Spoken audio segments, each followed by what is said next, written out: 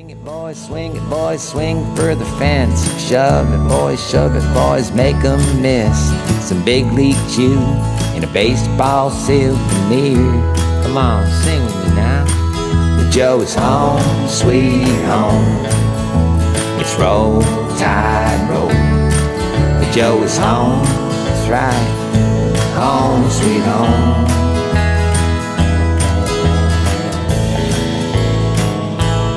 Hey, look, is that Roll Tide Willie over there? Blitz, Bama, Blitz. Welcome again, Alabama baseball fans. It's the Weekly Joe podcast back here for week 8 of the SEC season.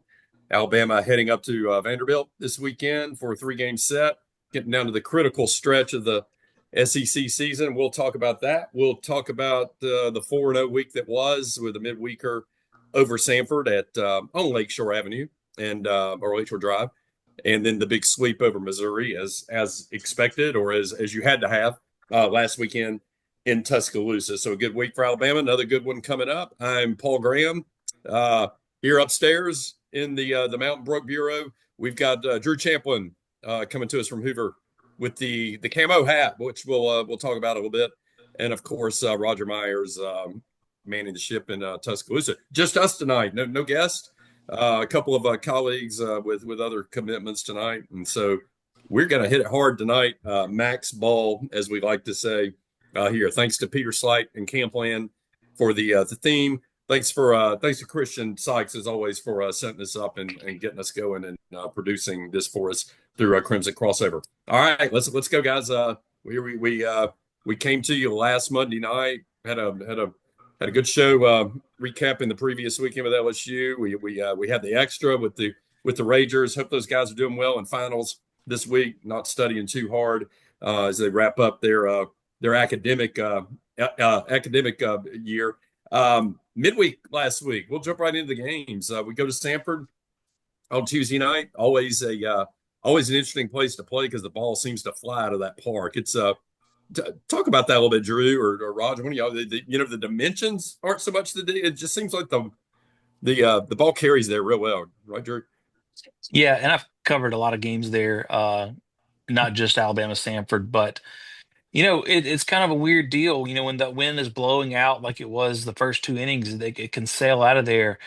It's kind of elevated again. I guess the elevation is a little higher because when you go into Sanford, it's kind of up from Lakeshore Parkway. Exactly. So, we were hitting them, pretty good the first inning, and the winds just kind of started going the other way. So Right. I think Torres maybe had like a 3-run home run, or it might have even been a grand slam, but a deep ball that you thought was going to go way out of there, and the wind kept it in. So had a couple of those. I think Hodo hit one in the first inning. They hit one in the first inning, and then not many more after that I can. Yeah. I know Staten had the one. I think it was Staten. Gosh, I'm Staten forgetting. hit one. Yeah. So yeah, that's my observations of playing at Sanford. I know Roger's been to several games there too. Yeah. I think they don't have the measurements correct because when you're sitting there, it looks like it looks close. like the fence is right there, and it looks like a high school park or Yeah, Babe Ruth Park. We had a media home run derby there a few years. They still do that, but when there were a lot of people in the media. One year, Paul threw me batting practice the night before, but they had to move it. They had to move it inside. But there was a guy, Matt McLaren, who used to work at Birmingham Radio. He actually hit one over the fence. So most of the time, it was like they had to bring in like a fake fence not too far behind the infield, so some of us could hit some out. So I could hit one out. But McLaren cleared one.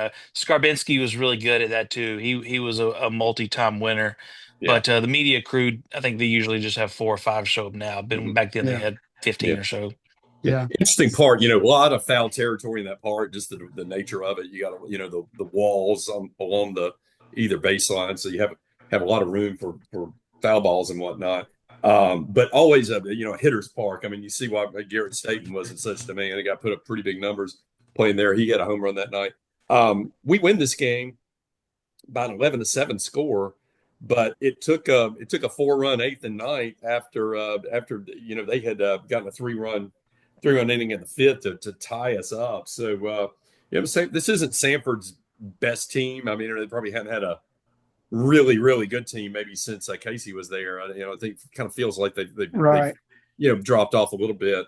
But they play you a couple of tough games, and when you you hit a lull offensively, or you start leaving guys on base, which we tended to do a little bit that night. They can make it interesting. We left 12 on base that night, although we did pound out 12 hits. We drew 10 walks. Kind of, Roger, a little more like games earlier in the year before we kind of hit this offensive lull that we've been in or we're in. Right. A lot more free bases, earn some walks instead of having these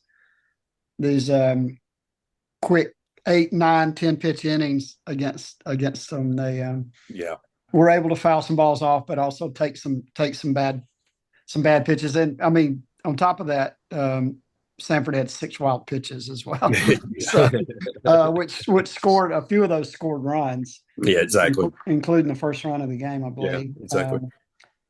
But yeah, and like Drew was saying, we thought there would be a lot more. I know we were all talking about over-unders on home runs, and we would all miss because there was only 4 in the game. Only 4, yeah. You would have thought 5.5 would have been your over-under. Right. I mean, just not too many years ago, we had 9 in the game, just by Alabama. So, right.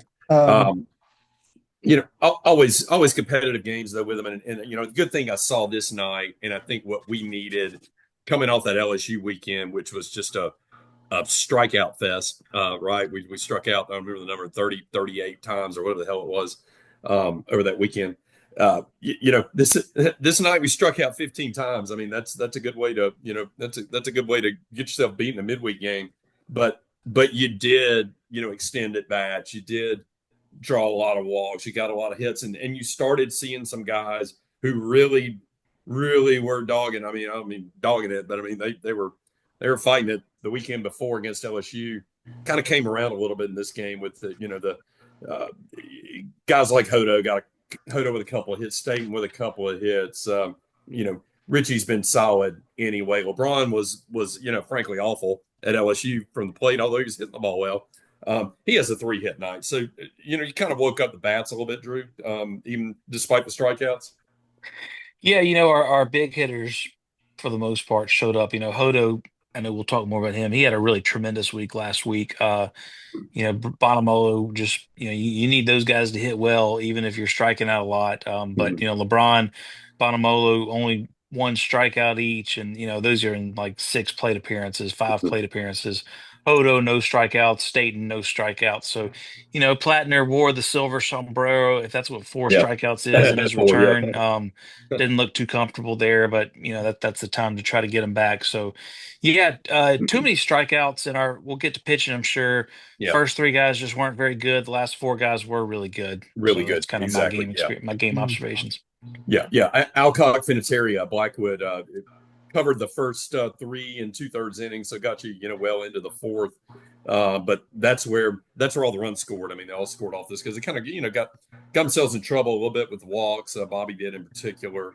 JT and Finn, they just kind of hit them. They hit them a little bit. They haven't thrown a lot of innings, and a little rust maybe there. But a strong showing from Connor Lehman, who goes 1 1/3, walks a guy, strikes out a guy, scratch, nothing across.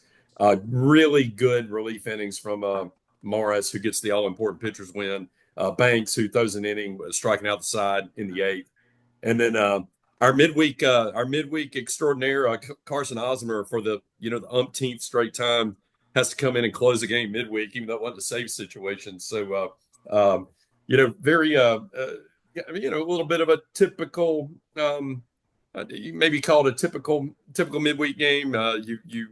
You maybe played down to your competition a little bit, but 30 strikeouts between the 2 teams in the game. So a little bit of a wild affair. Roger, is that sometimes just a function though? You get so many guys throwing and you don't get to adjust to them the next time. Right. I mean, they used 8 guys for 8 pitchers. So I mean, so you see guys once, and then it's a new guy and a new guy. Yeah. And I mean, they were throwing guys that had thrown 3 and 4 innings a year. 2 innings a year right. And the one kid comes in, gives up walk and home run to State, and then he strikes out the next 6 batters, and he he had 4 innings all year. Right. And then he comes out the next inning and walks one and hits one and gets pulled. So, I mean, I guess it kind of showed on the beginning and the end why he wasn't pitching a lot of innings. But right there in the middle, he probably bought himself some time on the mound because he struck out some good hitters.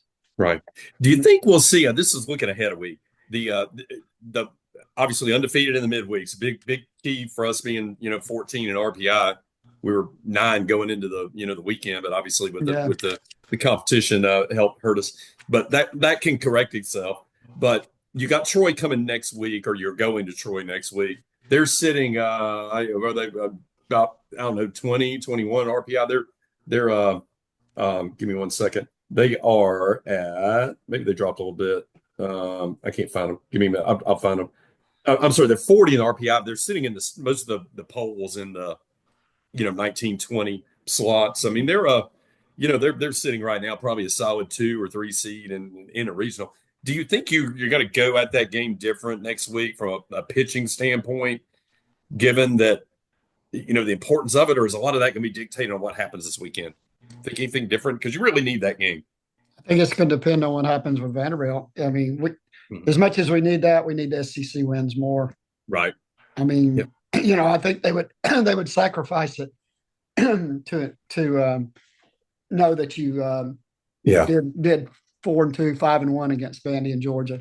Right. But maybe you go back to JT, you go back to Alcock, you go back to Finterry and see if you can. I think so. Get halfway through. Yeah. I mean, in bullpen, like you just said, Lehman, Morris, Banks, and Osmer, and none of them had to be stressed because anywhere from 7 to 22 pitches between the four other 7, 13, 18, and 22. And 22. So I mean, you can do that and have the guys available for the weekend. Yeah. Drew, thoughts on that? Anything looking ahead of the Troy game? Feels like a big one, even though it's midweek. It feels big. Yeah. I think what I'm wondering about the Troy game is have we seen the last of Bobby Alcock, because he was just really struggling to get the ball over the plate this past weekend. So or the midweek game against Troy. And this is a guy who was SEC pitcher of the week in the first weekend of the season. Yeah. So do they trust him to send him out there against Troy? I imagine he will get a chance just because it is the last midweek game and you're not sure when you may need him again this year.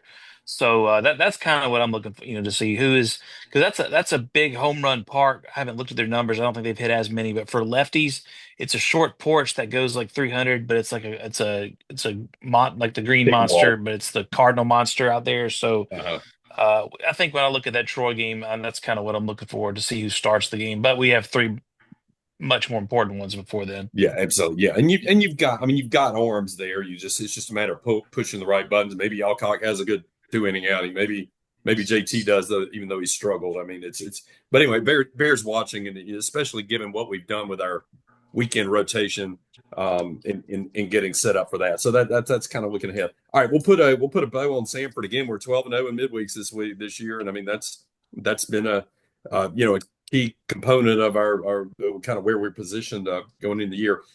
Missouri. Let's just talk about that program in general. I mean, we sweep them. That puts them 0-21. They got 9 games left. I think I remember they got Georgia at home. They got Mississippi State at home the last weekend, and they got I can't remember one of the teams kind of near the bottom of the standings. They go on the road to, maybe it's South Carolina. 0-21. You think? I mean, will these guys get a win in these last 9? I mean, you keep saying, well, they can't go 0-30. They can't go 0-30, but they're well on the way to doing it. I mean, I mean, maybe State, but I mean, does Byron Lamonis fire them up? I mean, they won the midweek pretty big yesterday, I think. Or they. I don't know. I'm not even sure I can't remember who they played, but sure. I mean, you said who they have? State, and who else? South Carolina. I thought it was South Carolina. Look at that. I know it's Georgia this weekend, and it's State the last weekend. I'll look up while we're sitting here. But yeah, it's just. I mean, how do you get that bad? You almost you felt for those guys a little bit, didn't you, Drew? Especially that Friday night. I think they've had some injuries, maybe on their pitching staff. I mean, the guy Horn who threw for them on Sunday, the first inning, he was a really highly rated football and baseball recruit in the class of 23. but he didn't pitch at all last year, and he had only thrown like an inning or so before Yeah. this game. That was on Tuesday. So, they have the guys they were throwing out there had good velocity. They just, struggled with control. But, heck, that Thursday game, I'd say most of them looked pretty good. They gave up 3 home runs, and that's how they And that lost. was it. Yeah, yeah. They Yeah. go to A&M in between these two. Yikes. Yeah, so I can't see them winning. Yeah, I'll It's gonna go have 0 to be and 30, state. unfortunately. Yeah, I don't think they scratch anything against Yeah, Georgia. they do don't have win on the State at road. home, so Yeah. that could help them get steal one. But Yeah. who knows? still, Maybe Who they'll knows? surprise Yeah. Georgia. Maybe the weather. Maybe it'll be 30 degrees like it seems to Right. be up there. Yeah. All right. So Thursday night, have you ever seen anything more bizarre than the top of the first inning of that game? No. All right. So tell me a little bit about it. It was Well, Tyler Face starts. He faces 10 batters, throws 16 pitches, and we give up 5 runs on maybe one hard hit ball, which Really? was the Yeah, sacrifice really, pretty fly. Infield single. Brian goes in the hole, gets it. Torres couldn't quite get it. Brian gets it, fumbles it as he's trying to make the throw. Maybe he throws him out, maybe not. Guys probably hoses him if he fields it Right. cleanly. Then Tyler hits the next guy. Then the next guy bunts. Tyler throws it away. We challenge it that the runner was not running in the running lane, and I didn't really. Drew, did you notice if he was? I don't think he was. I think the TV broadcasters who were calling it remotely thought that it was the correct call. So okay, so then it was a close play. Like even if he makes it cleanly, it's going to be a real close play. Right, Probably would have right. barely gotten him, but yeah, just a tough break. Really good bunt. I mean, just a It tough was a good break. bunt. Yeah, great bunt. Then, Tyler was a the little next, slow coming up. the next guy hits a line drive to Cade out in left field, sacrifice Mhm. fly. Then another infield single. Then that Chopper. were we playing out of position? Like then a Baltimore chopper goes over Hodo's head, who's playing in. Mm-hmm. He's playing back at the grass. You make that play, then strike out, another hit batter, then a little single through the right side for 2 runs, and we finally get a ball back to the pitcher to end it. Yeah. 5 runs, and then the pitching staff was lights out from there on. So here's the thing I think behooves Tyler Fay, or frankly any reliever if they ever got in that situation. You never felt. I mean, he wasn't like you think of Zane at Auburn or Alcock a couple of things. I mean, it was like you never felt like, damn, you got to get him out of there. Hell, he went throwing pitches. Every pitch he threw, something was happening on. Right. And it wasn't like it was getting hit hard or smoked. And you figure you're going to score some runs against this team. So you weren't, panicked about getting blown out, 15-0 or something. But I think the good thing about this for him is that you don't get when, a Tyler Fay comes in the 5th inning of a game behind the starter and has an inning like that. You don't come out for the next inning, and you might not see him again for another week or 2. I think the good thing here is he's able to show, hey, I'm pretty resilient. I can make adjustments the second time through the order. I can change how I approach these guys. If their approach is going to be, hey, I'm swinging at everything first pitch, I'm gonna throw something they can't really hit. And you're right. I mean, he kind of had that wipeout slider going after that, and I think he got us into the 6th, I believe. Did he go? Yeah, he goes 5 1/3. Yeah. And 5 hits, of which I think all but one of them was probably in that first inning, maybe. That's so correct. A good outing. There's 4 in the first. Yeah. Good outing for him. So he extends to 64 pitches. Now again, some of this is on him. He hit 3 guys. He made an error coming. A, he didn't get off the mound quick enough. B, he threw it out in right field. So I mean, some of it's your own making, right? Your own doing. But he does recover. Goes 64 pitches. So when he threw 48 pitches to get the next 4 1/3 innings done. I mean, that's a pretty damn efficient outing. I don't know. And again, you don't get that if you're middle relief. You have an inning like that. We don't see you for a little bit. You get sent to bullpen purgatory at that point. So he buys us time to recover. And like you said, Roger, we managed to get the bats going a little bit. And while we banged out 10 hits, three of them went the distance. Start the week here. Will Hodo had the big night at Sanford. Right back at it again on this night. How important is it to get that going in SEC play? Very, very important. He and we need another big bat and power bat going. And if he's doing that, he's going to be walking more again. Right. So he's going to be on base because they don't, they got to be a little more careful with him. And hopefully he's going to be on a run for the next couple of weeks. Yeah. Torres is coming back a little bit. I mean, he struck out a couple of times that first game, but got on base with the single and a walk, the big walk that set up Mizell's game-winning home run. Yeah. So, yeah, definitely need those guys going and get Brian back being what he can do. Yeah. And Drew, we talked about it last week. We were sitting at 238, 239 average in the conference at the time. We bumped that up about 15, 20 points. We're 256 now, which is pretty respectable. I mean, it's not ideal, but the fact you've got guys. If I go down that order, well, Bron's hit 247 in the conference. I mean, let's everybody's kind of suffering a little bit. Torres at 227, Hodo at 205, Mizell at 240, Fowler 256. But okay, you're not going to be up there 390 and 300 like Richie and 390 like Cade, but you can still contribute, right? I mean, you can. This is what you need is types of games. Yeah, I think it's more. It's when I look at stats like that, it's not so much like what have you done. It's like what are you going to do for me these next 9 games? So exactly. Hodo, when he's like Coach Vaughn said in one of those post games, when he's aggressive and early in the count, he's a really feared hitter. Right. When he's taking that 1-0 fastball, or that 1-1 fastball, then he's very mediocre. But when he's attacking that, I think the Missouri the Thursday home run, I believe, was a first pitch, maybe the second pitch, but I think 1-0 pitch. 1-0 pitch. So he attacked the first good pitch. First strike he saw that, right? Yeah, so that's what he needs to do. And then you look at that, and man, it opens up a whole a new Hodo. He's got 12 home runs now. Torres has 10. I like the lineup construction that we had.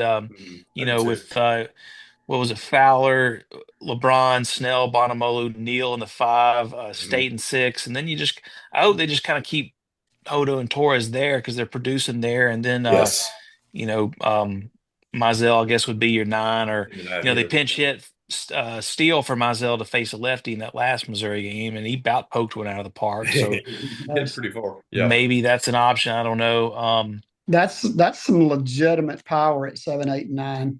It is. I mean, it is not a lot of speed. Well, Mizell can run some. Bull can move, But the other two, I mean, not a lot of speed there like it was when Richie or Bryce were batting ninth. But I mean, if they're knocking the ball out of the park or hitting doubles, those guys usually take good at bats, and Torres, to me, really, I think he gets screwed on a lot of those strikes. It's like he kind of walks up there with reputation, and then the strike zone just gets bigger and bigger for him than it does for everybody else. So he gets a tough break every now and then. I know he strikes out a lot. He's sometimes an all or nothing, but those guys, they know the strike zone. I mean, it's just I like it. And Brady Neal's another guy who's really coming around, playing a lot better. I think I know Plattner's hurt. Hopefully we'll have him available, but I think Neal's kind of the guy now and knows it, and they're going to keep rolling with him, and he's playing a lot better. He's throwing the ball well.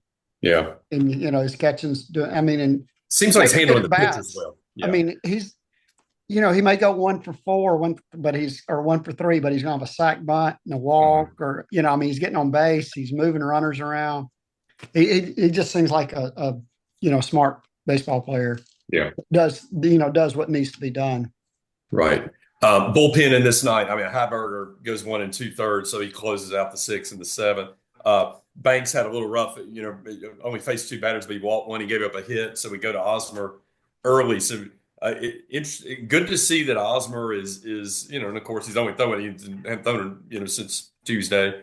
That he can extend, right? He can extend 2 innings after a Tuesday night save where he has to come in and throw an inning there. So a 27 pitch I guess he technically got to say, yeah. When did Bull hit the homer? He hit it in the He got the win. Osmer Yeah, he got got the the he hit win. it win. eighth. Yeah, so Bottom Oz, left. Oz got the win. But But you know, he took that situation. The first guy sacked bunts, and he got second and third with one out. yeah, Next guy intentionally walk and set it up, and Hodo makes that nice grab and throws him out of the throws plate, him at home. and then the strikeout. So Yeah, that was just a good inning all the way around, it was. defensively and strategically and defensively. Mhm. The big bomb by Bull, Coleman Mizell in the eighth. Drew, good to see that from him. Yeah, you guys. After being kind of in and out of the lineup a little bit. He took.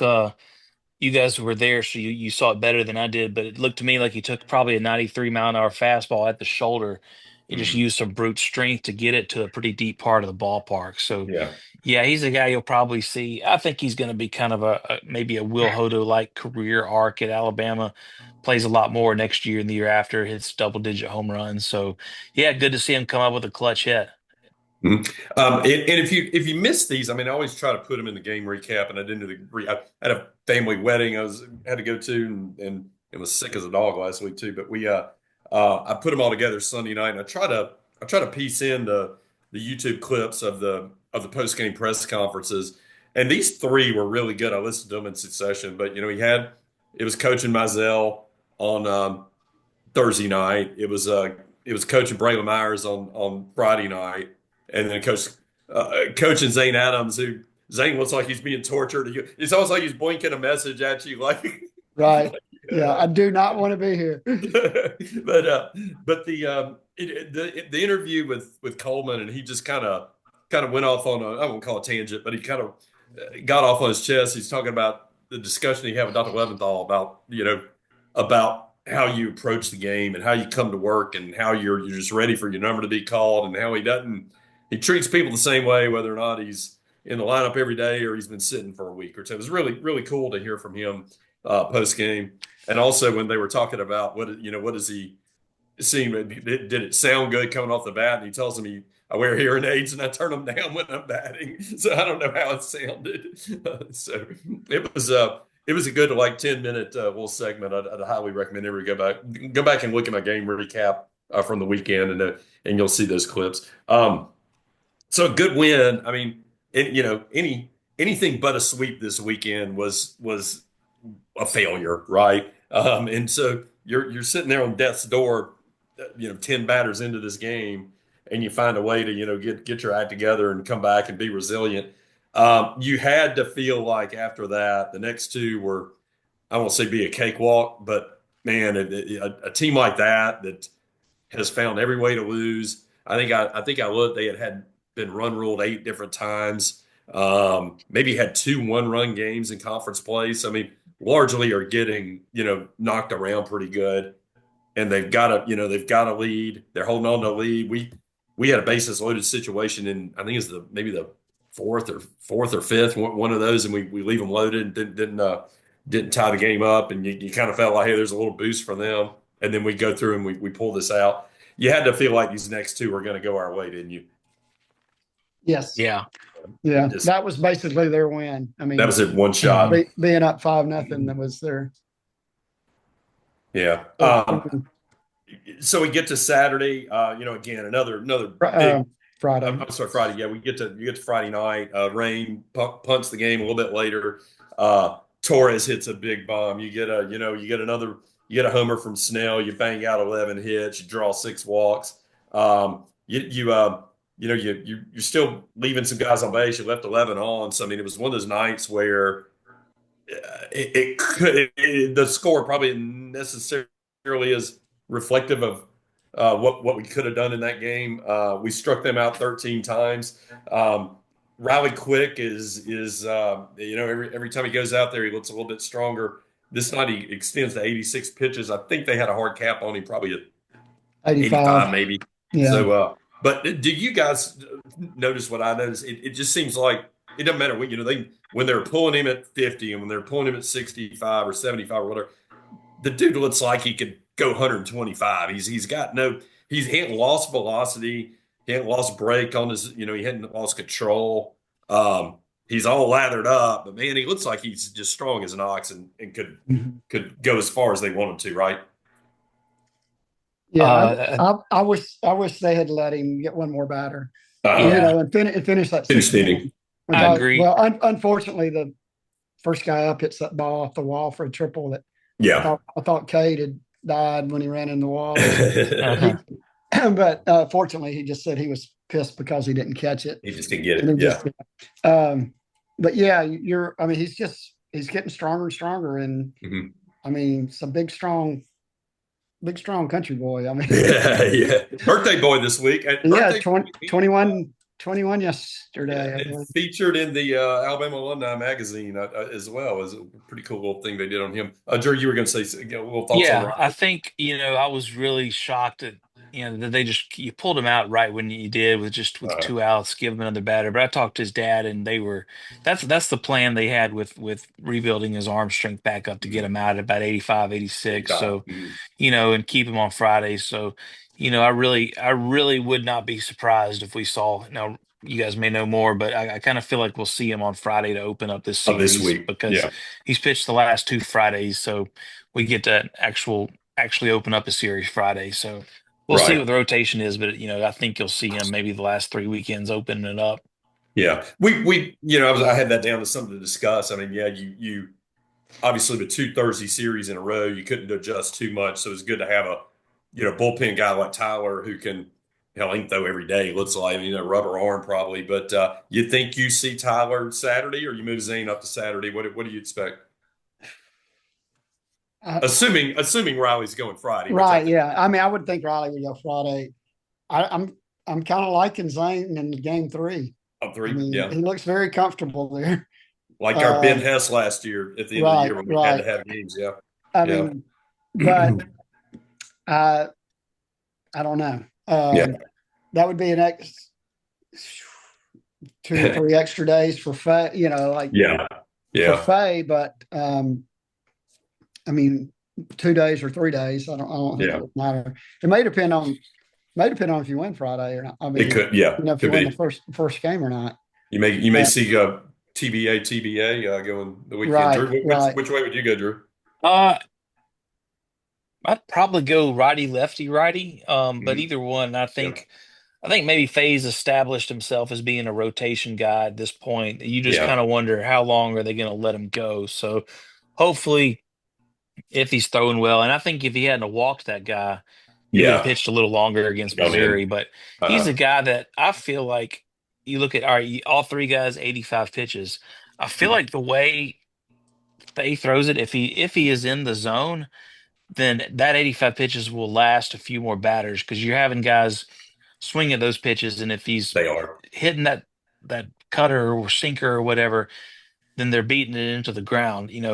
Riley is a strikeout guy, so he's going to throw a lot of pitches, and then Yeah. Zane, just kind of really depends. I thought the first inning that Zane threw on Saturday was incredible, but and the whole game really he was just Mhm. lights out. But he also had a huge lead, which he had not had one of those. But yeah, I thought Friday's win just.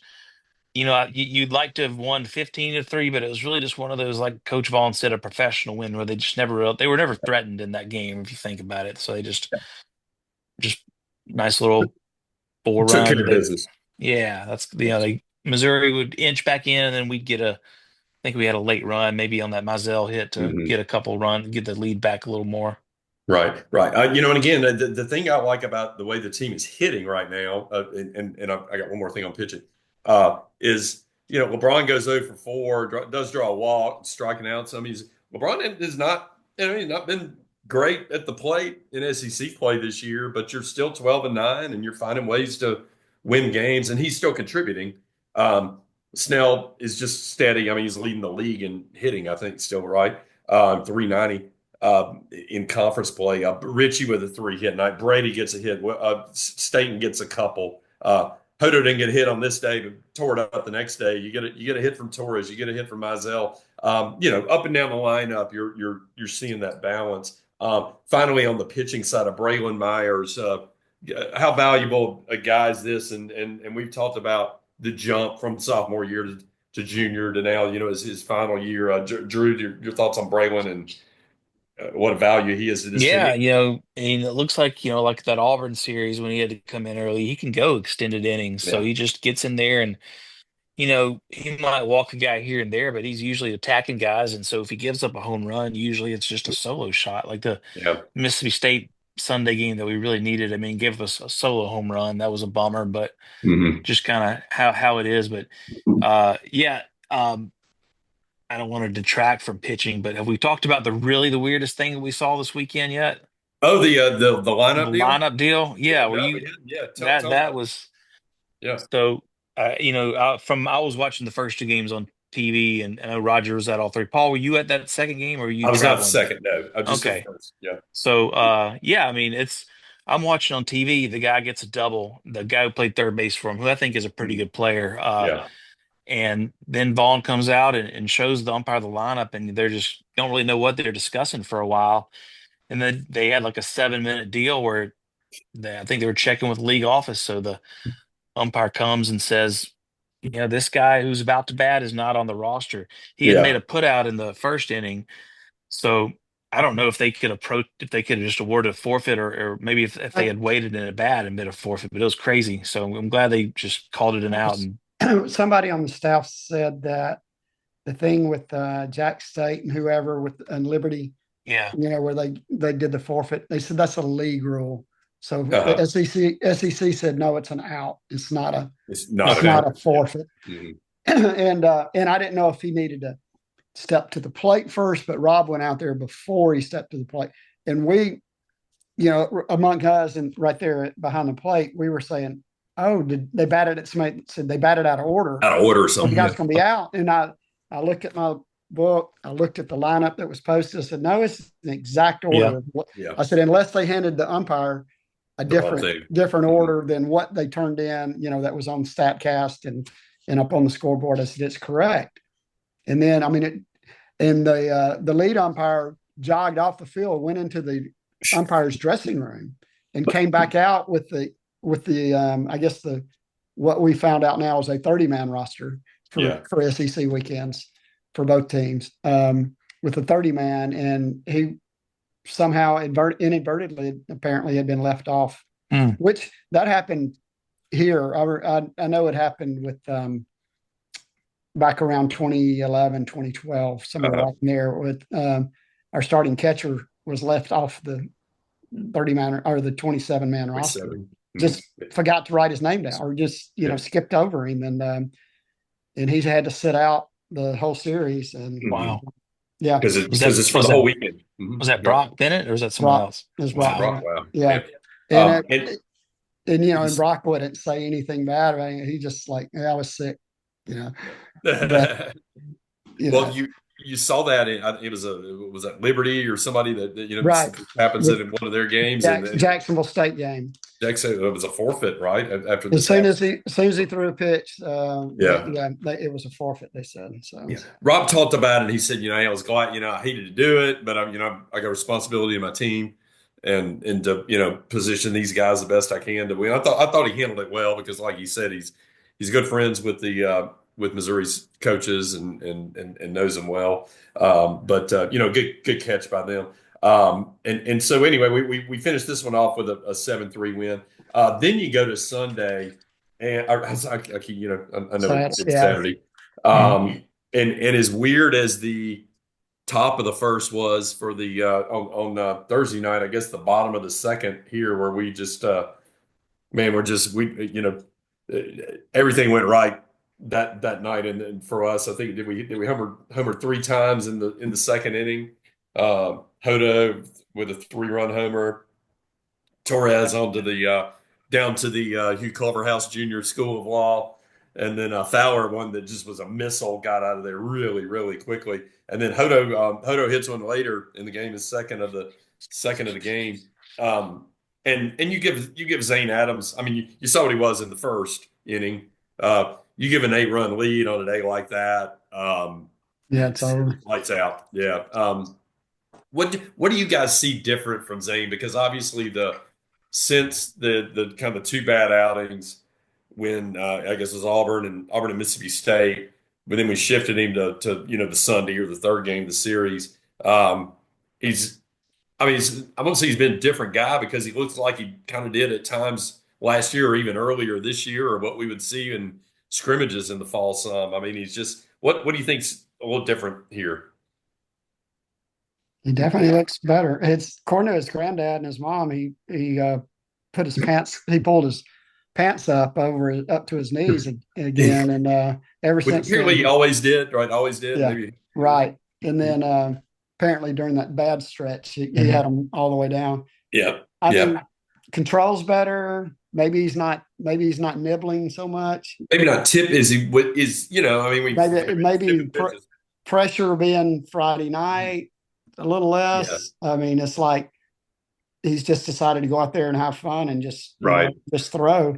Mhm. And I mean, he's throwing a lot more strikes. Yeah. Yeah. Drew, is there something to be said for if you're the quote Sunday guy as opposed to the Friday guy, and you get to watch these guys hit, a half dozen times before you ever have to face them, you kind of pick up a little better tendencies or anything. Yeah, I would imagine so. I mean, you're seeing guys live as opposed to just watching tape on them. So, and then you're talking to your teammates who have faced them. So you kind of Right. go into the game probably seeing 8 at bats from most of those guys. But I think with Zane, I mean, he's just more confident. He's Mhm. throwing the ball lately, throwing strikes, and I think having Yeah. an 8-run lead certainly helps as well. So he did give up a home run on the first pitch of the third inning, but other than that, I mean, he's exactly what you thought he'd be giving you: seven Exactly. innings, 84, 86, whatever pitches. So 86, yeah, 86 innings. yeah, Yeah. you get that. I mean, you'll take that every time. Yeah. What I see just from my, limited pitching knowledge, and I see a lot of SEC pitchers up close, right? Is there's a little more bite on the breaking stuff. His location is so much better. I mean, if you went back and played the inning or two through at Auburn, everything was like belt high, knee high. Catcher's looking for a low and in, and it's up and outer half. I mean, the location's better. And I think there's a little more giddy up on the fastball. It feels like maybe as the weather's warmed up, it's ticked up where it was sitting 89 to 91. Maybe now it's sitting at 92 to He was. 4. I got Consistent him down in the first inning at 93.2, 93-ish. Okay, 93.2. So, yeah, and he had two strikeouts and a little topper back to the mound and threw 10 pitches in the first yeah. inning. So, Yeah, I mean, I think it has picked up a tick, and if anything, to me, it just feels like the location's better, and again, that's just a function of confidence, and then like you said, an 8 inning or a 8 run lead, and you can extend the distance. One of those weekends where you didn't use the bullpen a lot, and you think are you seeing a little bit of a narrowing down of the bullpen? I mean, the um, you see this for a lot of good time. You saw this with LSU and their title run, man. They throw their starters, and they had about two or three guys in that pen they would go to. Tennessee last year, the dude with all the beard and the long hair Kirby, that's on the staff. Yeah, I mean that Kirby dude would Cano. throw damn near every game for them. I mean you see teams that, not that you're not confident in the other guys in the pen, but you do kind of narrow it down, almost like a basketball team narrowing down its plate rotation. You get down to 8 guys maybe. Drew, you think you're seeing a little bit of that right now?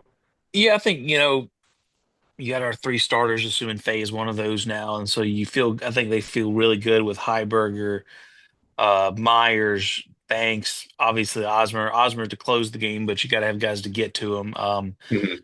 And every time I talk about the bullpen, I know I'm missing guys, or I'm forgetting guys, but I think Heiberger and Myers are the ones they feel best about. Uh, Morris and Blackwood get opportunities.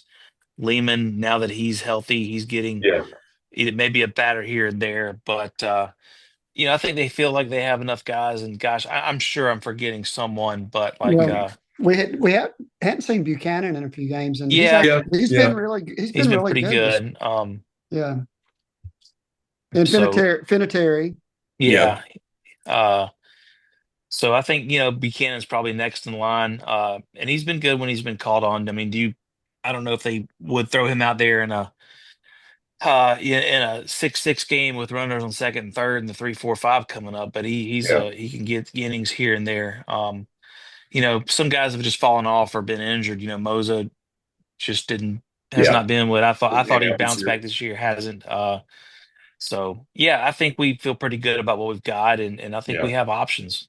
Yeah, definitely so. Conference play again. We're 12-9. If you look at the conference right now, and I'll pull it back up, Texas is probably the surprise of the league, and they're kind of running away with it. And swept A&M this weekend. That kind of grudge match. They decked Auburn when they came to town. I mean, they're 19-2 in the SEC, and this SEC is something to be said. Then you have Arkansas and LSU, and I was real high on Arkansas a little bit earlier. Now I'm kind of a little egg on my face, but they're both sitting at 14-7. LSU takes 2 or 3 from Tennessee last weekend, so Tennessee sits a game behind that pack. But that's kind of, to me, your big four in the conference. I mean, they're the top four. They're probably who you would have expected to be there. Then you got this pack of 1, 2, 3, 4. What 1, 2, 3? There are 4 of us at 12-9, including Vandy and us who played this weekend, and 2 at 11-10. That's Oklahoma and Kentucky and Auburn. So really 6 teams that right there in that pack that are interchangeable if you think of it that way. Looking down the stretch, Georgia's got Missouri, so I mean there's 3 wins, right? So they probably of that 16 pack probably have the advantage of jumping up. Who else do you see in that 16 pack of Alabama, Georgia, Ole Miss, Vandy, Auburn, Oklahoma that you think might be kind of up there as that pack separates? Who's going to separate more aside from Georgia, who obviously gets the advantage here? Well, whoever wins the series this weekend has a really good chance. I mean, Alabama's got Georgia and Vandy here, and then they go to Florida, who's playing a lot better lately. So, Alabama's got a chance to. It could go either way with Alabama, just based on the schedule they have left. But yeah, I think the top 4 right now is how it's going to be. But I think if we finish in that top 8, then we're going to be hosting a regional, and obviously you get that first round bye of the SEC tournament. Right. Roger, who do you see aside from that top 4 that maybe you think gets hot as this season goes on toward the? I mean, a lot of it's scheduling, but I mean, think of this: Auburn's got to go to Tennessee this weekend. They get South Carolina at home, then they got to go to Ole Miss. That's a pretty tough road for them, right?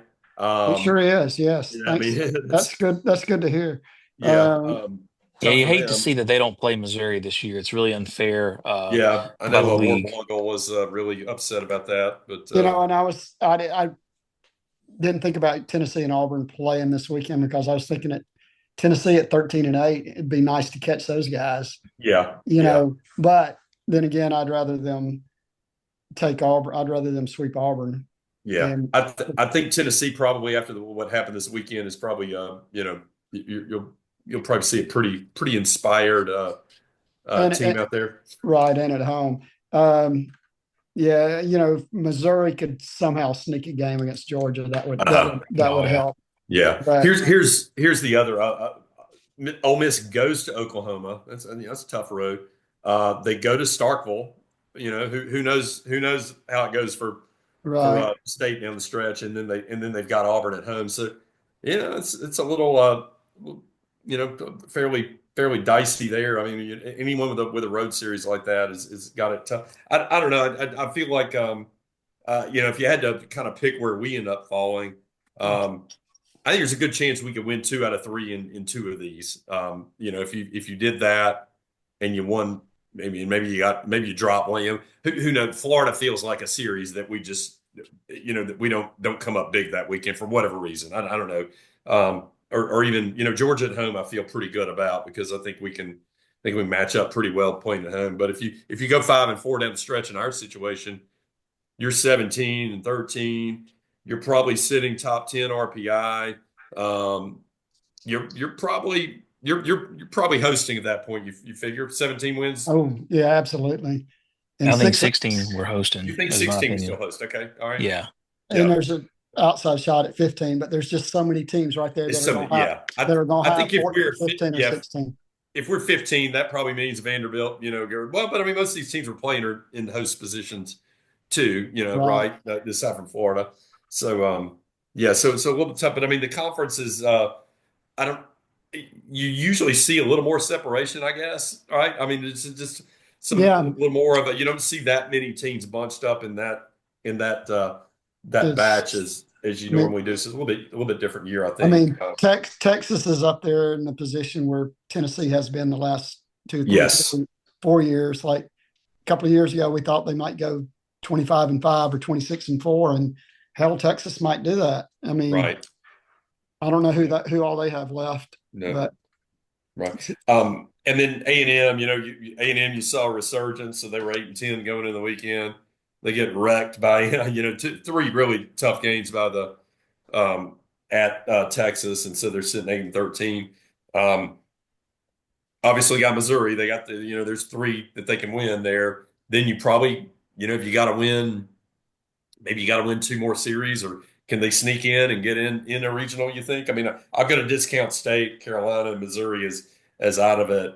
What do you think of the chances of A&M and Florida sneaking in and getting a 4 seed somewhere, or a low three? Yeah, it'd be a three. Florida for sure, I think, has got a chance. And I listened to Mark Etheridge and Joe Healy a good bit on their D1 SEC Extra podcast, and I think one of them mentioned that could be shaping up. This could be another year where Florida gets in as that 3 seed you don't want to face, and the Yeah. next thing you know, they're in the Final Four of Omaha. So I mean, they're kind of their bats are tough. I mean, I know I said a few weeks ago we were going to sweep them. Certainly don't think that now. I hope we can get out of there with one, but you know, you- or who knows what happens. But Yeah. yeah, they're probably a little scarier to me. But this is just me not looking at schedules. But A&M, they're kind of just had a tough break this weekend. Yeah. Playing Yeah. at Texas in that spot, they had one of their guys get ejected for turning around, and not it was kind of a soft ejection. It was a Cash, their first baseman, and it was kind of incited by the Texas guy talking trash. But Yeah. yeah, Texas. Hopefully, they've gotten a pretty favorable schedule so far. very, yeah. Maybe You know, beefs up a little bit as they go down the yeah. stretch. Hopefully they'll lose in a super or something like that, like Tennessee But did that year. They were really good. Yeah. The Georgia, A&M, and Mississippi State all get Missouri, right? yeah. So, Yeah. that's like you said, Georgia looks to be 15-9 after this week. That'll probably put A&M, They'll depends give on, I them don't, 11 at a minimum. that'll give them three more.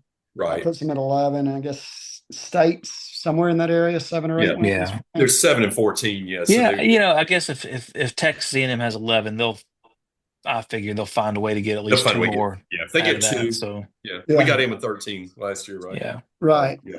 Yeah. The team we faced this weekend, Vanderbilt, I'm going to call them a bit of an enigma. Listen to their season. Okay, they win 2 of 3 at Auburn, including a one-run game. They hit a home run in I think the 8th, and then one in the ninth. So two close games. They sweep A&M, which was when everybody was sweeping A&M. Then they turn around, they get swept at Arkansas. Then they sweep Florida at Gainesville. They were just getting wrecked by Oklahoma, and then won the third game. So they lost 2 out of 3 there. Then they sweep Georgia in Nashville. Uh, they were on the verge of getting swept last weekend, it felt like, and then they come back on the final day. If that was, I don't know if that's Saturday or if it was Sunday, but they win a 13-0 game against Ole Miss at Ole Miss. But they had lost 2 games pretty badly. So they all that to say they've swept 3 teams. They've been swept once, and they've lost 2 out of 3 in their 3 other series. So it's Wow. man, they're kind of feast or famine, right? I mean, they've they got 9 of their wins in those sweep series, and then in 4 other series they combined for 3 wins. So that feels a little gettable. Yes. Yeah, Yeah. and right. They're I Go don't know ahead. what I would predict, but you look at their line I was looking at their stats, and their offensive lineup really doesn't jump off the page at you. Yeah, And so I texted Mark Etheridge and I said, "You think Alabama's got a chance to win 2 out of 3?" And he said, "They're gettable because you're right about the offense, but their pitchers they strike a lot of guys out, and Yeah. they have a lot of like herky jerk, funky motions. Like Which that is guy, bad for us. Yeah. yeah, the Sunday pitcher is a quick pitch type guy that Bianco I think got ejected arguing about. So yeah, got to put the ball in play, make them make plays. If we strike out too much, like we did against LSU, we're probably going to lose some games 5-2 or something like that. So I don't think their offense is that scary. I think our pitchers are throwing better as of late. So it's probably one of those where you look at it and you probably just pick the home team to win the series. But I Yeah. think it's certainly a gettable one for us on the road to win the Yeah. series. To win the Roger, series. thoughts on them from what you've seen of them or from having been up there before? I have not seen much of them. I really don't like their park at all. I mean,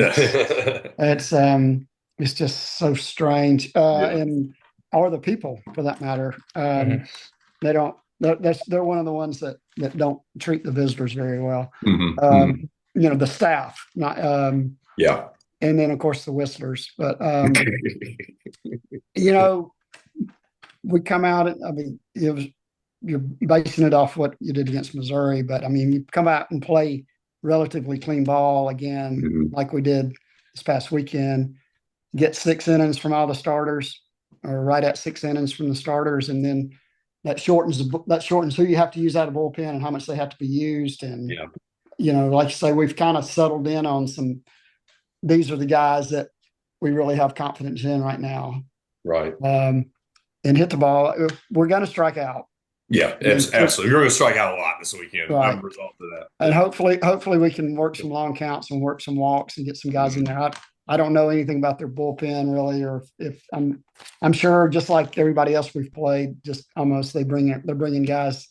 Yeah. One after another throwing 90. Their top guy was out last weekend and he's questionable this weekend, the bullpen guy. So yeah, I'm sure they have plenty of arms too. They're not as fearsome as they used to be. No, they're not near as scary. I mean, you don't see Dansby or Pedro Alvarez or David Price or you know, guy after guy after guy. But their RPI is pretty high, if I recall. Yeah, so they're sitting three. You know, they're sitting like number 3-ish in the RPI, if I remember. Let me look real quick. But you know, I think a lot of that is, I mean, they're sitting 3 in the RPI. You know, the sweep over Georgia certainly helps that because Georgia's been a pretty high ranked RPI team. But I hadn't figured out exactly why. You know, you lose it. You got swept by Arkansas at home. You would think that would kind of knock you a little bit funny. So it's I don't know. RPI seems to be valuing them. You know, maybe it's the early season. Did they beat some real teams early in the year? I think they must have, like, in some of those, you know, those early. They beat Grand Canyon. They lost to Nebraska. They beat Cal Irvine, who's turned out to be a really good team. Swept Air Force St. Mary's. They beat UCLA. They lost to USC. They lost to UConn. Yeah, I'm a little bit baffled at it, honestly. I mean, I think a lot of it's just the strength of the. I mean, it's just like us. I mean, they're right. It's just the strength of the opponents, maybe. I don't think Alabama's getting a lot of credit for North Carolina State, Coastal, Troy, Southern Miss. I mean, that's those are all ranked teams. I mean, NC State's playing about as well as anyone. I mean, they're playing better than anyone in the ACC right now, probably just about. But they were 12th when we beat them. And I think they lost all their games down there in Jacksonville. And they had a very slow start. So it's like, oh, no, that was just a trash thing. I mean, now they're the talk of the country. I mean. Yeah, exactly. And Coastal's really, you know, turned out to be a really good team. Didn't look great down there. So, all right. So that's coming in the weekend. We all, you know, everybody lean in 2 out of 3. We're going to take this one.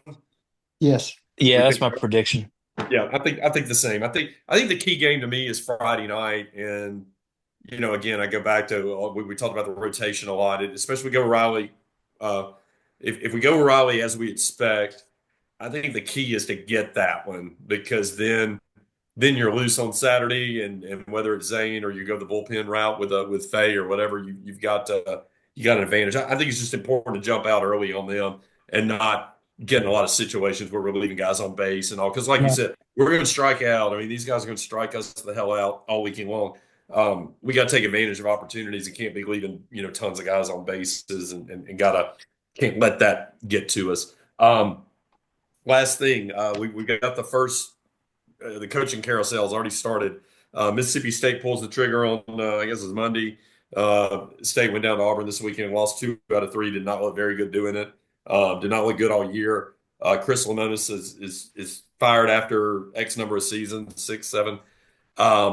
Recall he won the national title there in 2021, but I think they've gone, remind me, I think 9-21 2 years after that. They had a good 17-13 year last year and made a regional, and then 7-14 this year. Probably salvaged it last year.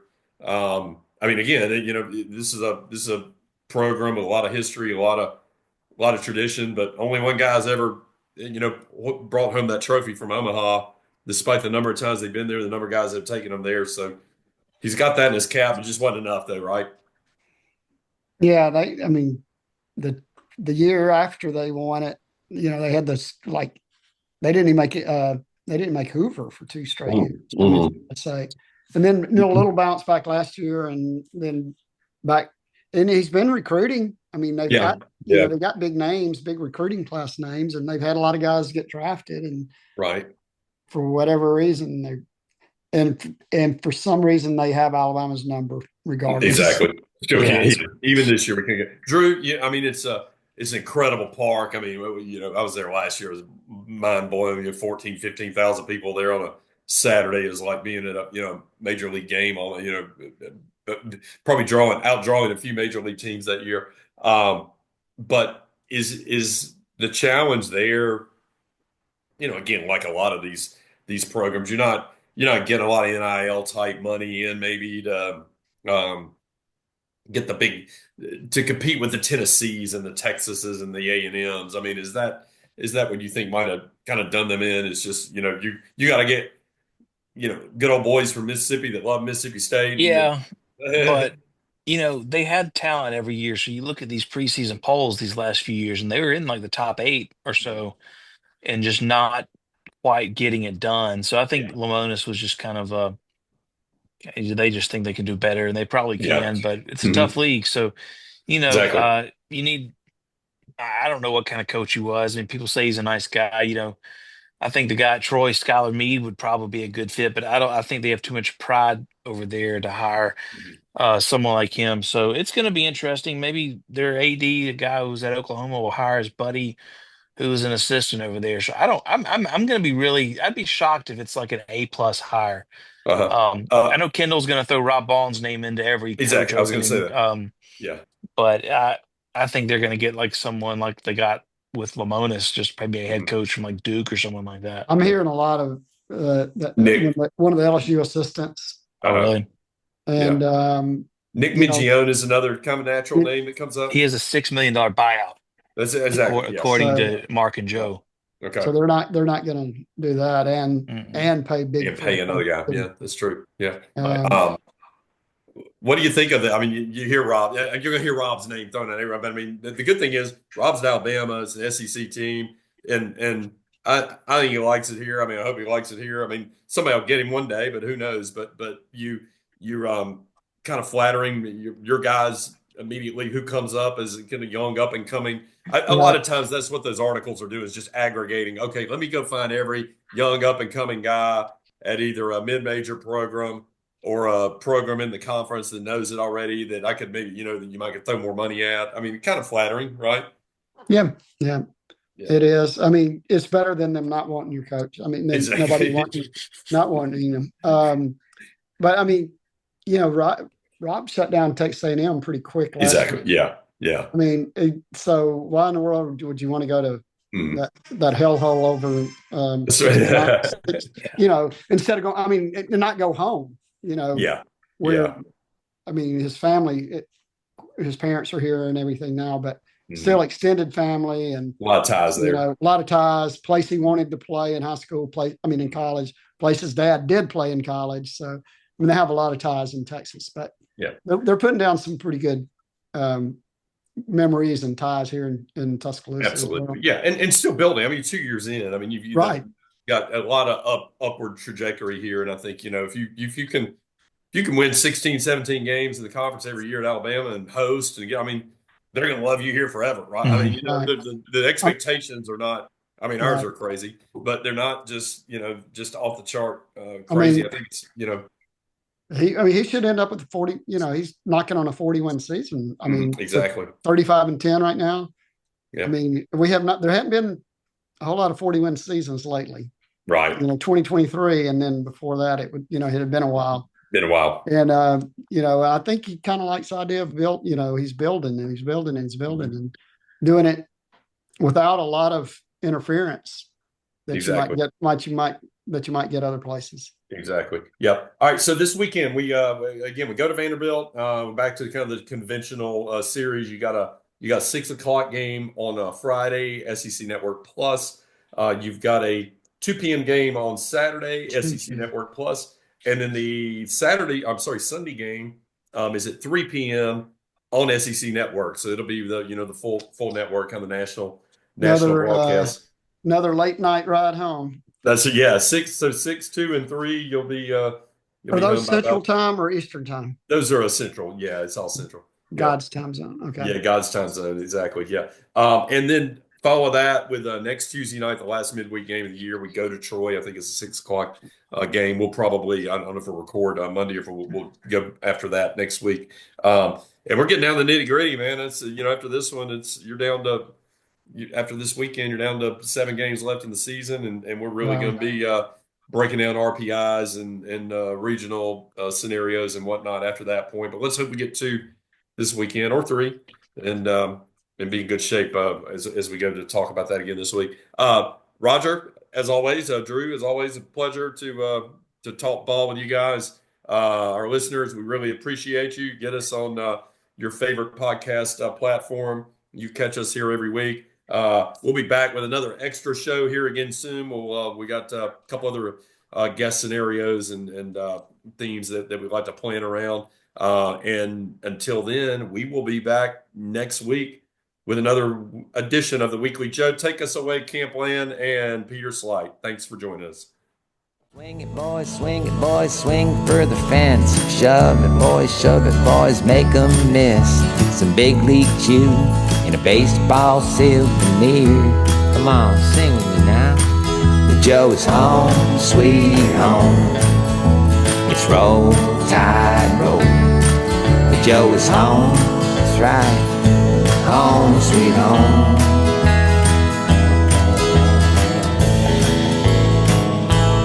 Hey, look, is that Roll Tide Willie over there? Well, it's Bama